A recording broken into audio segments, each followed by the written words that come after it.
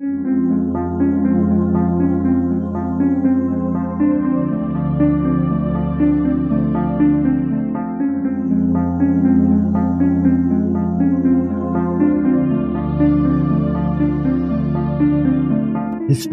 tells the story of the world and of our lives. Sometimes that history goes bump in the night.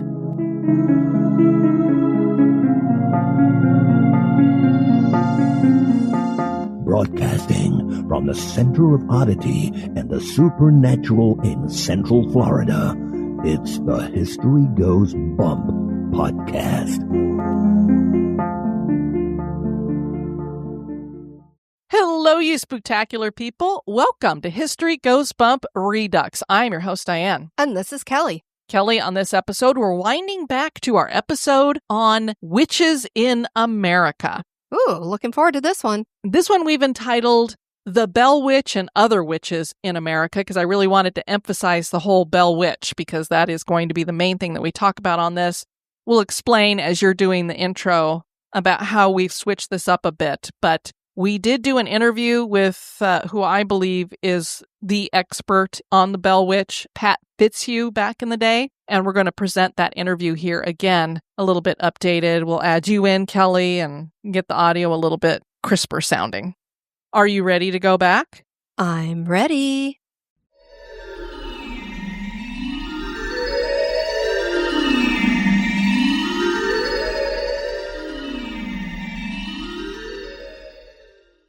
On the podcast, we have covered the Salem Witch Trials and other witch hunts in America and Europe.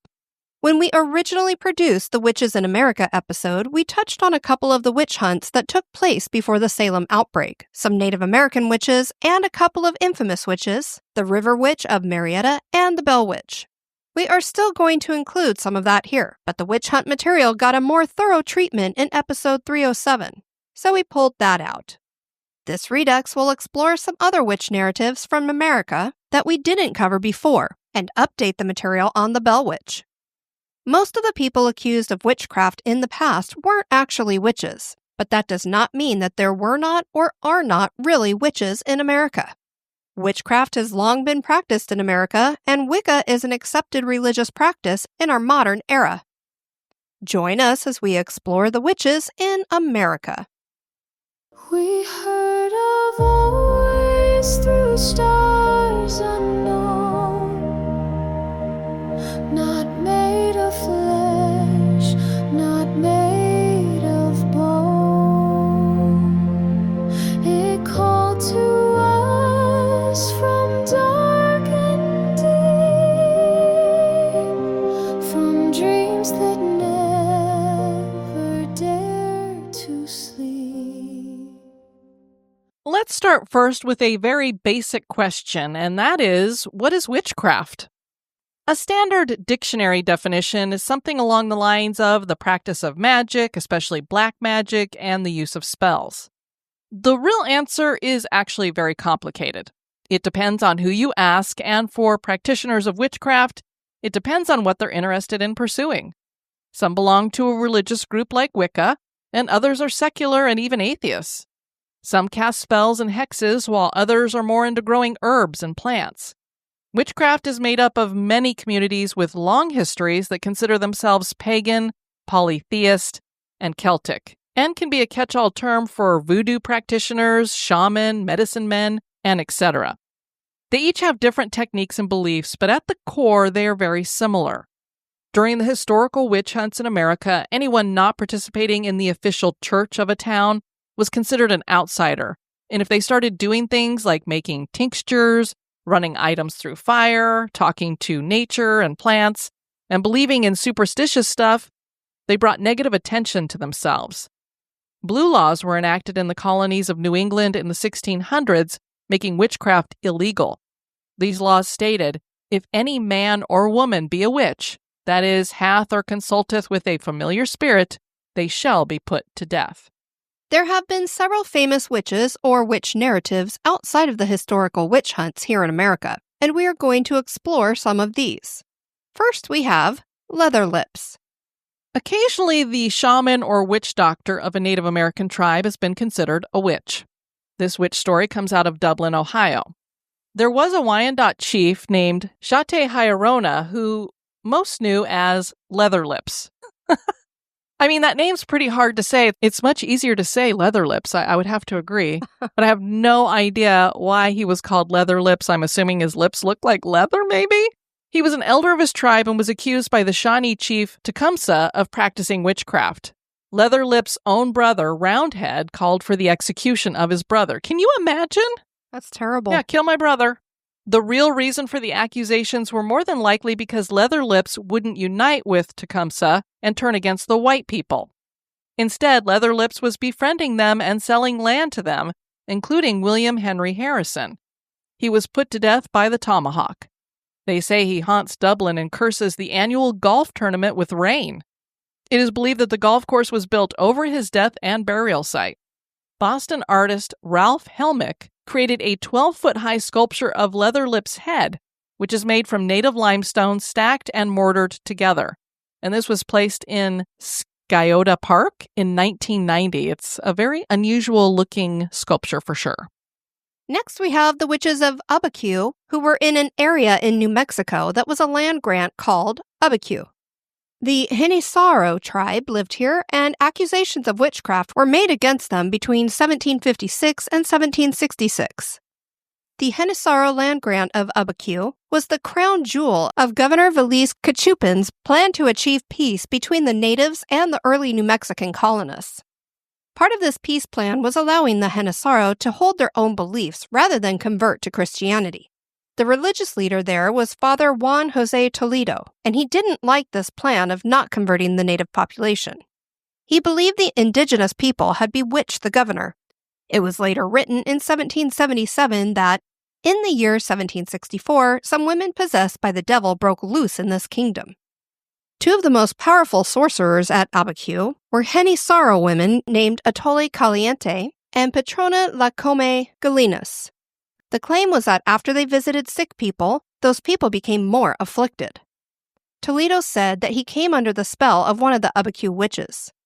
The attacks from the witch caused him physical pains, and the witch accosted him in his bed and beat him. He saw dark apparitions as well, and said that one time a witch appeared in his room, in the form of a half-human, half-animal abomination. Interestingly, he first went to a folk healer for a cure, taking a local magistrate to make sure he wasn't bewitched again. You gotta love this guy. So he's against the witches. He doesn't want to have anything really to do with them. But then he goes to a folk healer. I mean, what is a folk healer? It's a witch. So he's going there for a cure, but then he takes one of his, hey, are you a cop? Come with me just to make sure that I don't get bewitched again. So if you don't trust the person to help you, maybe you shouldn't go there to begin with. Yeah. Then Toledo took on the role as exorcist, and many leaders of the native population were accused of being possessed. In the end, the governor was able to separate out the leaders and bring calm. At the heart of these accusations was fear and a desire to take over the land.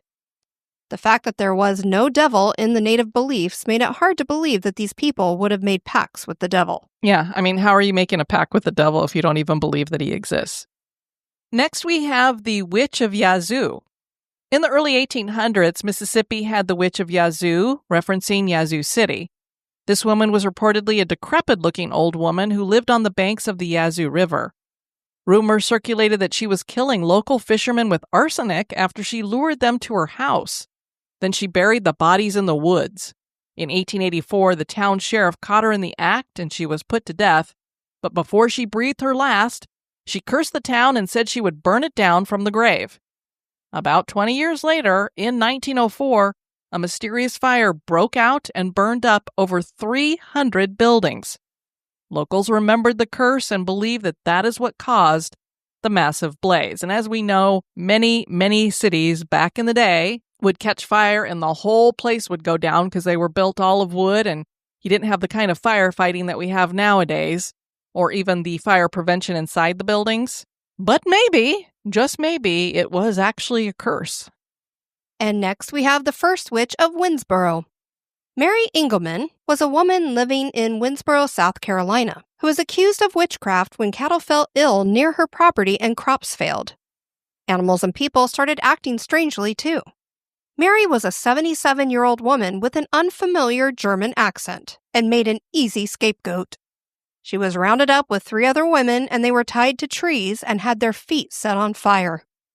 They were released, and Engelman tried to sue over the torture, but her accusers and torturers had skipped town. Oh, that's convenient. And now onto the Witch of Hines Road. The Witch of Hines Road lived along the road in a shack on the outskirts of the North Alabama town of Gadsden. She was said to have conjured a hellhound and caused a series of mysterious deaths in the town in the early 1900s. The townsfolk decided that she was responsible, and they brought her to her untimely death along Hines Road. Witnesses report seeing strange lights on the road, and they sometimes see a woman in white or dark clothing standing alone on the roadside. The River Witch of Marietta. Nellie Nall was a woman living in Marietta, Pennsylvania in 1928 in a home along Front Street. Everyone referred to her as the River Witch. Nearby was Raymeyer Hollow, named for the man who lived there, Nelson Raymeyer. The property soon came to be known as Hex Hollow. This area was rife with magical practices and superstition. Raymeyer was a practitioner of a type of folk magic known as powwow. It was mainly practiced by the Pennsylvania Dutch, and was thought by some to be a type of witchcraft, even though many practitioners claim to be Christian and the Bible is used in powwow. Whether it is technically witchcraft or not, one of the reasons for doing powwow is to put hexes on people. The River Witch managed to convince Raymeyer's neighbor, John Blymeyer, that a hex had been placed on him by Raymeyer. She told Blymeyer that the only way to break the hex was to get a lock of the powwow man's hair and steal his hex book. He then had to burn the spell book and bury the ashes with the hair. Blymeyer got the help of 2 teenagers who he convinced were hexed as well. Things went horribly wrong, and the teenagers ended up murdering Raymeyer. The trial that followed was a sensation, and the Philadelphia Record called the trial, quote, the weirdest and most curiously fascinating in the history of modern jurisprudence. So yes, this all really actually happened. The River Witch never faced any punishment for her involvement. Wow. And I remember first hearing this story on the podcast Most Notorious back in the day. So it's a fascinating story. If you want to hear more, I encourage you to listen to his episode about that. And then on to the star attraction of this episode, we have The Bell Witch. An American Haunting was a movie that came out in 2005, and it was based on the story of the Bell Witch, the only story said to document a death caused by supernatural causes or by a supernatural entity. And that's one thing we tell people all the time. We're like, well, you don't really have to be afraid of them because ghosts don't kill people. But here, it's as if someone did get killed by a quote-unquote ghost or the Bell Witch. And it actually says that on the death certificate. Kelly. Oh, I don't think I realized that. So when I say document a death, that's why. The Bell Witch was an entity that tormented a Tennessee pioneer family by the name of Bell. This haunting took place between 1817 and 1821, but many believe that the hauntings related to this witch continue to the present day. The Bell family was headed by John Bell. It was his daughter, Betsy, who was the first to be attacked by this entity. She was tormented by being physically attacked, and then the house started experiencing things that could be equated to hauntings. There was knocking on the walls and disembodied voices. The entire family experienced all of these unexplained events, but they told no one. It was not long before neighbors started experiencing them as well. Eventually, the witch identified herself as someone named Kate, and she promised to kill John Bell. And eventually, it seemed that she did. As I mentioned earlier, we interviewed one of the foremost experts on the Bell Witch, Pat Fitzhugh, on the original episode, and we have that here for you again. My mother would read me stories when I was very young, to try and put me to sleep. But your typical child stories never put me to sleep. Mm-hmm. But yet she could read me a ghost story, something really spooky, and it would just really put me at ease and then get me to thinking. Not necessarily about something jumping out from under the bed and eating me, but, about, well, I wonder if this is true. What if this were really to happen? The greatest story she ever read to me was that of the Bell Witch. She read it out of a book called The Bell Witch at Adams written by Gladys Barr, which was kind of a kid's version or watered-down adult version of the Bell Witch legend. And, all of these things happening to this early pioneer family, the knocking on the walls, the disembodied voices, the kids getting slapped by an individual hand and having their covers jerked from them, and, ultimately the death of John Bell, the patriarch of the family. All of this huge, complex story, really intrigued me. But what really made it stick with me was the fact that my mother grew up right there where all that legend came from.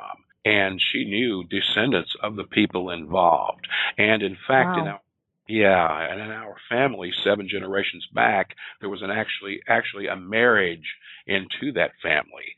So that really intrigued me. Many people think that the Bell Witch was just connected to the state of Tennessee, but this stretches into other states. Is that right? It's not just the Bell Witch at Red River settlement of Tennessee. You have 3 legends in one. You have the North Carolina version, then later the Tennessee version, and then later the Mississippi version. And you're not talking just 1817 to 1821. You're talking 1817 on up to the present. Of course, we've heard that the Bell Witch had vowed to kill John Bell, and it almost seemed like she did. According to the legend, a vial of dark liquid was found on the cupboard right next to where he had been in a coma for the past several hours and eventually died. And when the family looked at the liquid, they couldn't identify it. So one of the sons put a drop of the liquid on the cat's tongue. And when that happened, the cat jumped up in the air, flipped over, and was dead by the time it hit the floor. Then, legend says that everyone in the room, Bell's family, who were surrounding his deathbed, heard Kate, as she was called, or the entity, proclaimed that she had given John Bell a big dose of it the night before, and that's what fixed him. And then she proceeded to sing and laugh and just do her normal thing. And that's what the story is. Now, analyzing this as a researcher, I want to look at his symptoms as reported by some earlier accounts, taking into consideration that, those accounts may not be accurate, but it's all I've got to work with. His symptoms which involved a lot of involuntary facial twitching, sometimes feeling as though a stick were inside of his mouth and trying to push his cheeks and jawbones out when he was trying to eat. All of that sounds like a condition of the central nervous system. But I'm no doctor, but I'm just saying it sounds like a nervous system disorder that had not been discovered and given a proper name at that time. So there were a lot of theories on the Bell Witch.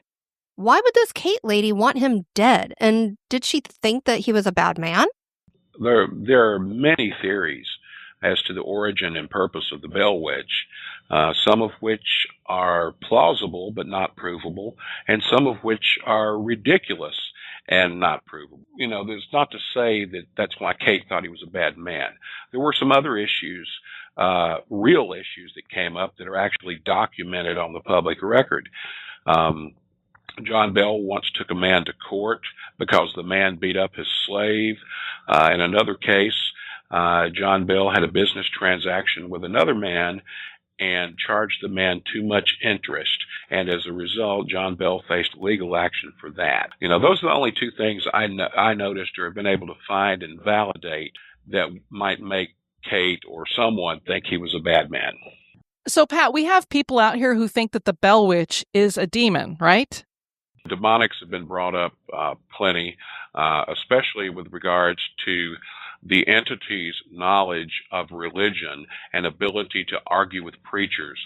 Every time they would throw a scripture at Kate, Kate would come back and throw another scripture back at them that related back to the first scripture. An incredible knowledge of theological knowledge, I would say. Then, in one case within the legend, this entity formed into several different entities, and there was a family hierarchy. And that's another thing some people have tied in with the demon side of things. And now a little break for a word about one of our sponsors.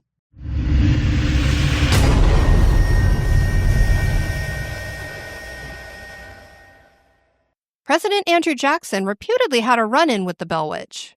Is that correct, or is that just legend?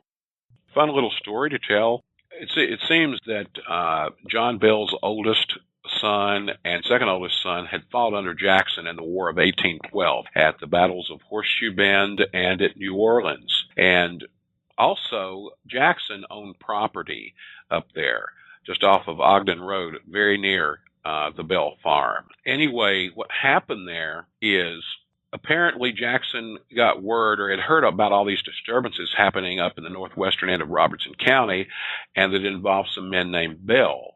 And he could have made a connection to these guys who had fought under him. So he went up there to investigate, brought a whole entourage of people, and they got up to the Bell property line, and the horses and wagons came to a complete stop. And Jackson and his men started pushing and yelling and cursing, and nothing would happen. About that time, they heard a voice come from the woods saying, "It's okay, General, you can go on now, but you'll hear from me later." And about that time, the horses started back up, and they went on to the Bell house. Everything seemed fine for most of the night. In fact, one of the men who was with Jackson became very upset. He was looking to see what would happen, and he made the remark that the so-called Bell Witch was afraid to manifest because he himself was a witch doctor, and he would pull out his gun and kill it with his silver bullet. Well, about that time, he got a slap to his face. He turned around, and when he turned around, he got a kick in his posterior region, and legend says he was kicked all the way out of the front door of the Bell home. And then the entity spoke up and said, "Well, General, that man is a fraud. He's not a witch doctor, but you have one more fraud in your party, and I'm going to expose him tomorrow night." Well, Jackson's men were all saying, come on, General, please, let's get out of here. We've got to go. Well, Jackson, on the other hand, said, "No, boys, if there's another fraud in my party, I want to know who it is. So we're going to stay, and we're going to see what happens tomorrow night." Well, that terrified the men. So they went on outside a little later and out into the front yard where they were camping, and apparently were going to go to bed. But then at daybreak the next morning, Jackson and his men were seen heading through Springfield on the way back to the Hermitage in Nashville. And Jackson never came back. Nobody really knows what happened to make Jackson change his mind. And he was later quoted as having said, "I would rather fight the entire British Army than deal with that damn old Bell Witch." Of course, we're really curious about whether there have been any Bell Witch sightings in our modern times. Oh, Lord, there are Bell Witch sightings all the time. I get, quite a few emails each day, people talking about it. Typically, it's not a sighting, but, just an experience, a really strange experience there in the area, a Bell Witch area. And one I hear most often is where somebody goes there and they hear something whispering their name, and when this is going on, they feel really cold all over. That's the most popular encounter. And I can't even say it's a Bell Witch encounter, except that it did happen in that area, and the person feels that it is. And also, we have a few people that take pictures around there, and get anomalies in the picture. Typically mist, strange shaped mist, and a few orbs here and there, but I don't really give a lot of credibility to orbs. But the mists are interesting to look at. So I have to ask, have you ever experienced anything with the Bell Witch yourself? Everybody asks that, and I can understand why. I don't know for sure if it was the Bell Witch, but I've had a couple of strange things happen. One time I was there in the town of Adams, which is what this Red River community became eventually, and I was doing some genealogy work there in the cemetery, getting some dates off of some graves. And I noticed this rabbit hopping all around the area, all around me, 10, 15 feet away. Well, I've never been one to turn down a good old pot of rabbit stew. I love rabbit, fried rabbit stew or whatever. So, that rabbit, it wouldn't go away. It was like it was daring me to come after it. So I thought, okay, I'll just chase it. Then, if I chase it, it'll eventually give out or something. So I chased it a little bit, and it crawled up in a hole underneath this huge gravestone. The gravestone was taller than I am, and longer than I am as well. Very weird. It was nothing but just a big old slab of granite, had nothing written on it at all. I decided I was going to make the rabbit come out, so I slapped the side of the gravestone, to see if I could send vibrations down that hole and scare it back out where we could play some more. As soon as my hand hit that gravestone, I heard a little baby just squawking up a storm, just like a doctor spanked a newborn baby or something. And that scared me to death. And I looked around, and yeah, there are houses around there, but I couldn't tell where any of the windows had been left open, and there had been nobody walking, down the street with a baby stroller or anything. But yeah, when I did that, I heard this crying for about 5 seconds. So I didn't really think anything about it, and I went ahead and did my research and date gathering, and then later on, as I was leaving, I got really curious. Why do we have a big old slab of granite that probably weighs 50,000 pounds out here in the middle of a cemetery with no writing on it? So I reached up, I pulled myself up all the way to where I could look over the top of it just to see what was on top of it. And the inscription was on the top, pointed up towards the sky. And guess what? The person buried there under this huge stone was an infant baby. Whoa. Yeah. Weird. And another one, I was up there several years ago. I was working on a documentary, and I was shooting a little film up there in the area. And after pretty much wearing myself out and getting ready to go home, I noticed a group of about 3 or 4 rabbits playing together in this field up there near where all this took place. So I thought, oh, what the heck? I've got a little more time on the recorder. I'll shoot these. So I sat there and just shot a little bit of a video, maybe 30 seconds of the rabbits playing. Okay, I got in the car. I played it back. It looked fine. I played back some of the rest of the video, made sure everything was okay. Well, then after I got home, and a couple of days later, I started going through the video and, doing some editing, that sort of thing.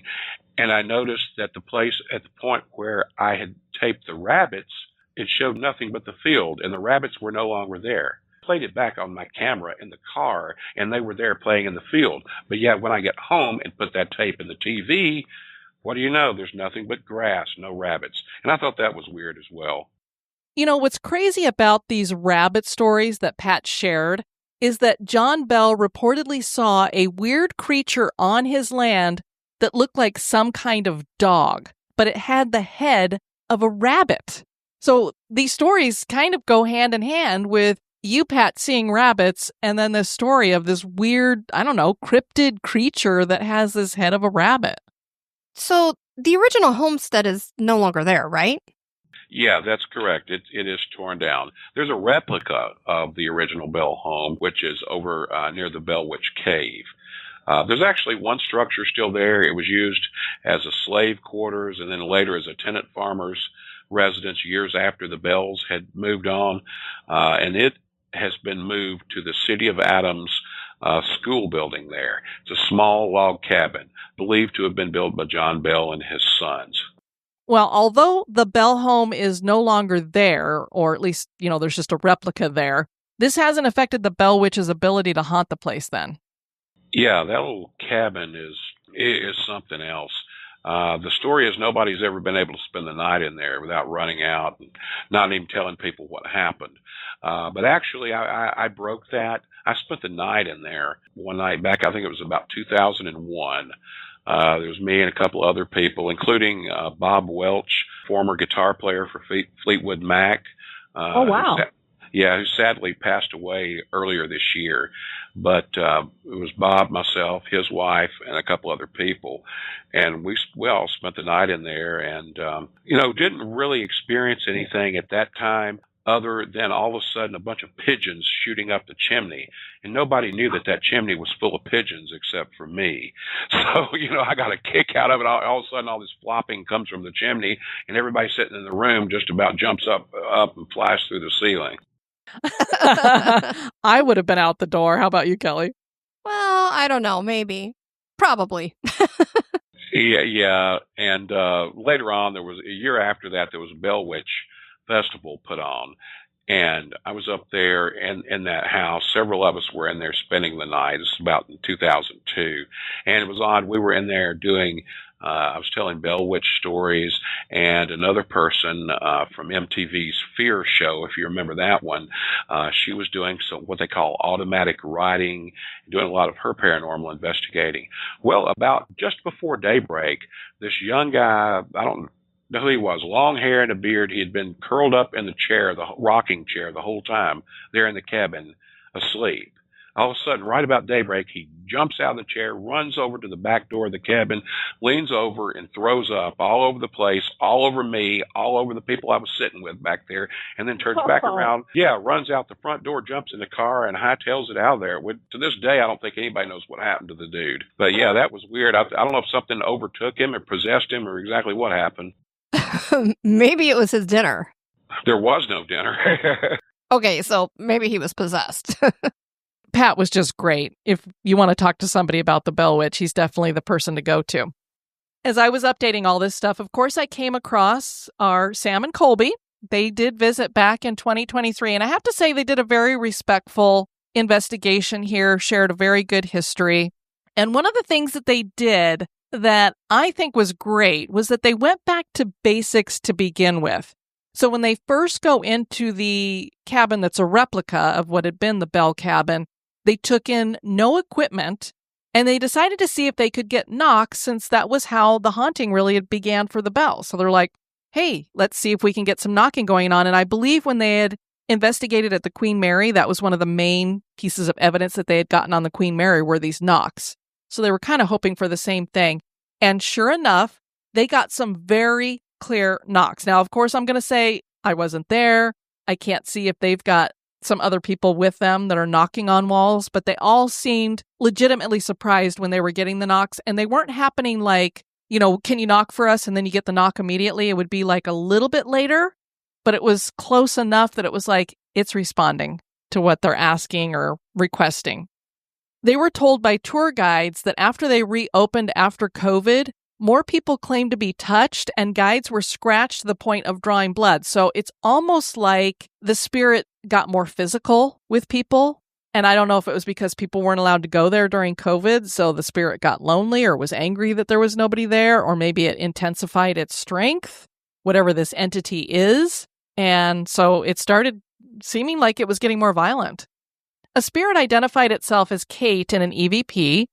Was there really a Kate? Is she the Bell Witch? We'll never know, but there's no reason why an entity who's been asked, "Are you Kate?" a million times isn't going to start identifying itself as Kate. Yeah, or it's a tulpa. Yeah, and it could have been created by all the people coming here as well. We say that happens quite a bit as well. This entity also claimed to be able to shapeshift, read minds, and be in two places at once. Whatever this is seems to be negative, which to me puts it in the demonic column. And I believe anything that is demonic is a liar. And this thing is lying because it cannot read minds. Demons cannot read your mind. So you don't have to fear that at all. That's why they tell you if you're going to pray against demons, you need to do it out loud because they can't hear your brain. So always make sure. That's why we say you need to speak the name of Jesus Christ. If you want to tell something to get out in the name of Jesus Christ, you have to say it out loud. Can they shapeshift? Sure enough. Can they be in two places at once? That one I'm not sure about, but you can sure have a buddy that you're working with that can make it seem like you're in two places at once. You can visit the Bell Witch Cave. It's located at 430 Keysburg Road in Adams, Tennessee. They offer public and private paranormal investigations and daily tours. If you want to film there, it does cost you a little bit more. I have noticed that a lot of these haunted locations have started charging people for filming, probably because people are making a ton of money on YouTube by making videos. And so they're trying to get in on a little bit of that money, perhaps. Understandably. Yeah. So just so you know, and I believe it basically, if you can get 8 people together, it costs $100 each to do an investigation there. I personally would love to do this because you get to investigate the cave, which is the Bell Witch Cave, this house, which, I mean, this is where they were getting all the evidence with Sam and Colby. They also take you out to a Native American burial ground. And I believe there is another cemetery out there as well where the Bell family may have been buried. So it sounds like a really cool experience. Not to mention you can tour it during the day if you want to. You don't necessarily have to just be doing a paranormal investigation. And this brings us up to our current era, and we have the religion of Wicca. This was formerly founded in the 1950s in Great Britain. It's a very individualistic practice where practitioners of the craft can choose their own path. In 1974, the American Council of Witches gathered to organize some common principles, and they came up with 13 of them. And here's a breakdown of those key principles. And if you were in the military, you know, the military has like a religion book so that you know what different aspects of each religion are. They actually have these in their book. Number 1, you have attunement with nature. Wiccans strive to live in harmony with the natural rhythms of the earth, moon, and seasons. 2, responsibility for the environment. They recognize their unique responsibility to care for the planet and its resources, of course, because they use a lot of that. 3, acknowledgement of greater power. Wiccans acknowledge a depth of power beyond the ordinary, often referred to as the divine or spiritual realm. 4, polarity of divine energy. They believe the creative power manifests as masculine and feminine energies, which are both valued and seen as complementary. 5, recognition of inner and outer worlds.